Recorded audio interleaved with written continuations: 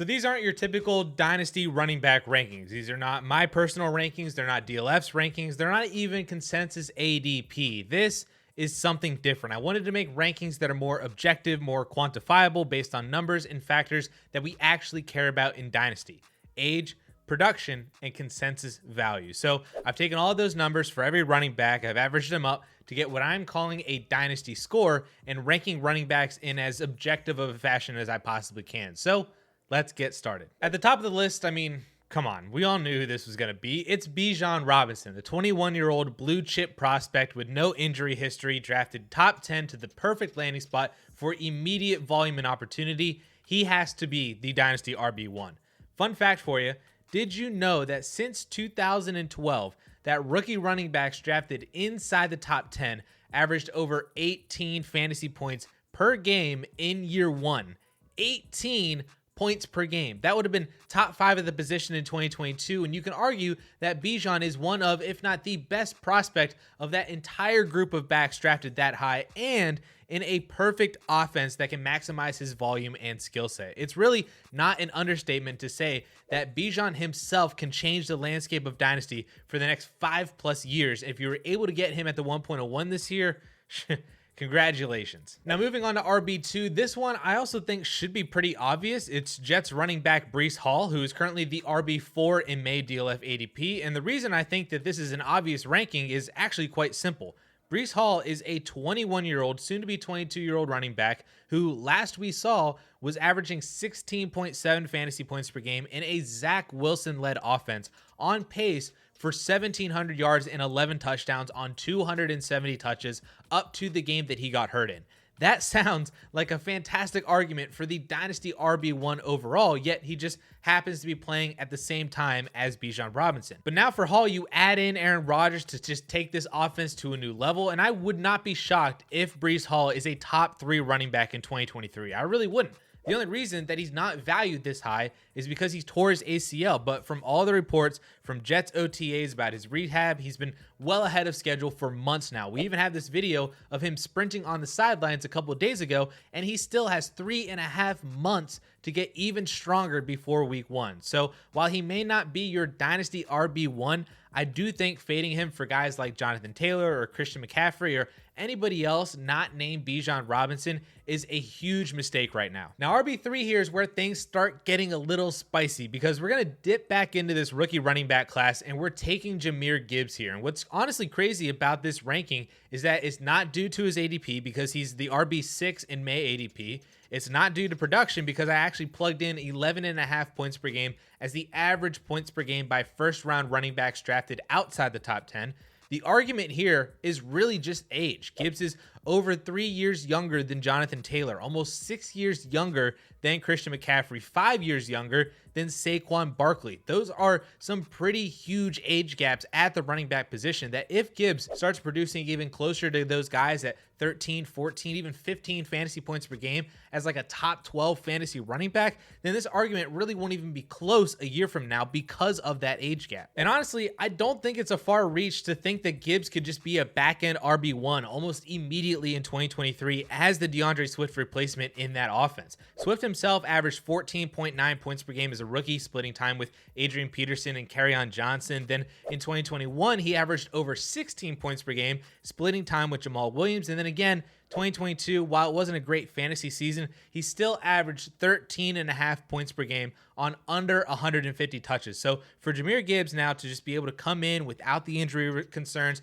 just be that direct replacement of DeAndre Swift, 13 to 16 points per game is the range that we can expect from him as a rookie, which places him anywhere from like RB20 where Najee was last year all the way up to RB9 where Tony Pollard was. And if he does that, like I said, this won't even be a debate next year. So Jahmyr Gibbs, top 3 Dynasty running back right now. Okay, at RB4, we now get to Jonathan Taylor, and I think that this ranking is really just an indicator of how many good young running backs there are in the league right now, that the former fantasy RB1 overall from 2021 is now ranked as the RB4. And I'm still in on Jonathan Taylor. I feel like his name value has kind of fallen a little bit because of his disappointing 2022 season where he only played 11 games from injuries, and even when he was healthy, the majority of the time he wasn't even producing that well. He only averaged 13.8 points per game last year, which was worse than Leonard Fournette, Alvin Kamara, and Dalvin Cook. So that's kind of saying something there. But I still view Jonathan Taylor closer to that 2021 season than 2022. The Colts offense last year was just abysmal. They were bottom 6 in yards per game, bottom 3 in points per game, and Jonathan Taylor suffered because of that. But now you let him get healthy. You add in Anthony Richardson, Shane Steichen now running this offense. You try to bolster up that offensive line, and there's a recipe here for a major bounce back for fantasy. And since he's still only 24 years old, I'm in on Jonathan Taylor at any discounted prices or at RB4, RB5 prices. Buy Jonathan Taylor now while his price seems to be a little bit deflated because of that 2022 season. All right, RB5 now is where some of the flaws of this system come in because it doesn't measure anything outside of just past production, age, and ADP. So Kenneth Walker now comes in as RB5 here, which honestly just makes me sad because this is where he should be if the Seahawks didn't draft Zach Charbonnet. We're talking about a 22-year-old running back who was on pace for 1,600 yards and 12 touchdowns from the time that he took over as a starter last year. That should be a top 5 dynasty running back, but no, Seattle had to go and draft another second-round running back and just ruin both of them. I still really like Kenneth Walker. I think he'll be a solid high-end RB2 as like the 55% of a 55-45 split with Zach Charbonnet, with the upside of being a full workhorse if Zach Charbonnet were to get hurt, and he would be a top 5 running back during that amount of time. But yeah, this is a flaw in the objective numerical system, but it is still indicative of where Walker should have been. And I just honestly need to stop talking about it because it's making me sad that Seattle just ruined him and ruined Zach Charbonnet. Hey guys, sorry to interrupt this video, but I wanted to let y'all know about our YouTube memberships on this channel. If you want extra bonus content from Justin or myself, access to my prospect database for all rookies since 2001, access to our exclusive Discord channel, as well as badges and emojis, then check out the YouTube memberships using the link in the description down below. The bonus content tier is what you're looking for more DLF on YouTube. Thanks for checking it out, guys, and we'll get back to this amazing video. So here at RB6, we start getting into these highly productive veterans, starting, of course, with Christian McCaffrey. And I actually really like this ranking as a more borderline top 5 back in Dynasty because of his age, as he'll be 27 years old here in a couple of weeks, which is honestly pretty rare to see a back over 27 being valued inside the top 5 in Dynasty. And his value is only going to go down from here no matter how productive he is. Just look at Austin Ekeler. Look at Derrick Henry, who is now at the lowest value he's been at since 2019. Yet he literally was a top 5 running back in 2022 and the RB1 in points per game in 2021. And Christian McCaffrey is probably going to be just as, if not even more productive than Derrick Henry at ages 27, 28, maybe even 29, because he's just that good. But this offseason really does feel like the last one where he'll be valued as high as he is. So if you're one of those people who want to sell a year early rather than a year late, I think 2023 is your last chance right now. At RB7 now, we get Josh Jacobs, who's coming off of a monster 2022 season, averaging over 19 fantasy points per game. But despite that production, though, Jacobs is only the RB10 in May ADP. So he's up 3 spots in these rankings from that value, which I think makes sense for the production that he's giving you. Maybe not 19 fantasy points per game like last year, but he's been over 15 points per game in 2020 and 2021, finishing as an RB1 in both of those years too. I guess the big exterior part of his current ADP is that he is playing on the franchise tag, so we don't have any indication of long-term value right now in terms of where he's playing. Is that going to impact his usage and production? I get all of that for sure, but Jacobs does feel like a value right now where you could steal away an RB1, like a really good RB1 for the next 2 or 3 years for not exactly RB1 or maybe top end RB2 prices. So I like buying into Josh Jacobs right now if you are able to get him at this cheaper or discounted price of RB10 like his ADP suggests. And then at RB8, we get Saquon Barkley, who we clearly view as a more elite player than this ranking suggests. He's RB5 in May ADP, well ahead of Josh Jacobs, ahead of Kenneth Walker, and also ahead of Jahmyr Gibbs. But I think that this ranking showcases some bias that we might have with Barkley's profile. Number one, he's 26 years old right now, so he's a full year older than Jacobs and only about 7 or 8 months younger than Christian McCaffrey. So he's, I think, like deceptively older than where we actually think he is. And then number two, while yes, he was a top 5 back in 2022, he was not in that upper echelon of like elite productive running backs. Ekeler and Christian McCaffrey were both over 22 points per game. Jacobs and Henry were over 19. And then it drops down to Saquon at RB5 at 17.5 points per game, and then Mixon actually at 17.1. So there was a clear gap in production to where Saquon was actually closer to guys like Nick Chubb, Breece Hall, Tony Pollard than he was Josh Jacobs or Christian McCaffrey. And again, that feels deceptive because I don't think we really view it that way. I think that we just know that Saquon Barkley returned to being a top 5 running back, and that's just kind of how it is. Now, this isn't to say that I don't like Saquon Barkley. I love Saquon Barkley. I mean, look, like, I love Saquon Barkley.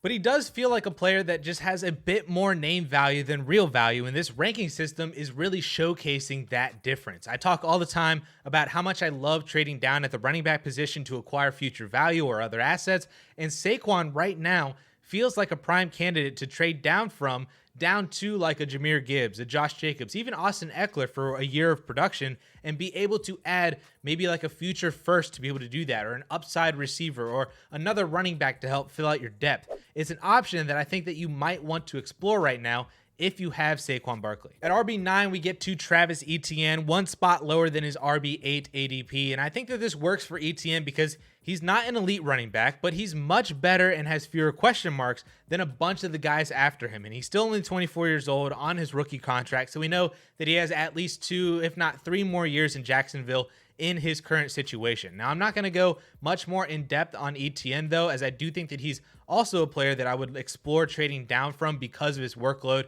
the addition of Tank Bigsby, and just the Doug Peterson offense in general. I actually talk much more about Etienne and all of this in this video that I'll link right up here, so check that out if you missed that. But then we get to RB10, the final back in this tier, and that's Austin Ekeler, who is essentially just a 1-year older version of Christian McCaffrey. So when I said that 2023 is the final year of CMC being valued top 5, 2024 will probably be the final year of him being valued top 10, and Austin Ekeler is just the proof of that. He's a phenomenal running back, has literally been a top 4 fantasy running back in 3 of the last 4 seasons, but it's just the age. He's just turned 28 years old a little over a week ago, and eventually that age is going to catch up to him. Then there's also the unknown of impending free agency in 2024. Does he re-sign in LA? Is he somewhere else? That almost definitely won't give him the same usage that he's had with the Chargers. So Ekeler right now is really just like a 1-year rental at this point if you're truly competing. And I think that it will be a great year too, probably top 5 again. But after that, in 2024, I think you're going to be lucky to have even still like a top 20 running back asset in Dynasty this time next year. All right, RB11 here is like the first of a 5 to 6 player tier here, but it's Rhamondre Stevenson. In my opinion, that he's a little undervalued at his current RB13 ADP is validated here with this 2-spot bump up. I honestly think that Stevenson is in for a great 2023 season as the workhorse running back in New England, with now a proven ability to be a high volume pass catching running back, as he was on pace for almost 100 targets from week 5 on last year, averaging 16 points per game once he took over for Damian Harris. And actually, if we were to use that 16 points per game average in this ranking system instead of his entire season's 14.7, it doesn't change Stevenson's RB11 ranking, but it does move him up into that tier with Travis Etienne and with Austin Ekeler, further separating himself as a more top 10 guy versus the other more like RB2 type running backs that we haven't talked about yet. And like I mentioned with Etienne, you can listen to more info on why I love Rhamondre Stevenson in that same exact video right up here. And then because I just don't want to talk about Dameon Pierce being ranked here at RB12, I'm just going to read off the rest of the top 24 here. Pierce, like I said, is at RB12, Tony Pollard, Javonte Williams, and then DeAndre Swift at RB15. Najee Harris, Nick Chubb, J.K. Dobbins, Joe Mixon, Zach Charbonnet at RB20, and then Derrick Henry, Cam Akers, Kendre Miller, and Devon Achane round out the top 24. Rachaad White, Aaron Jones, and Dalvin Cook are all currently inside the top 24 in May ADP, who did not make the top 24 in this rankings process. So those are the top 24 players at the running back position. If you would like to see this same rankings process done on the wide receiver position instead, then you can click on this video right up here.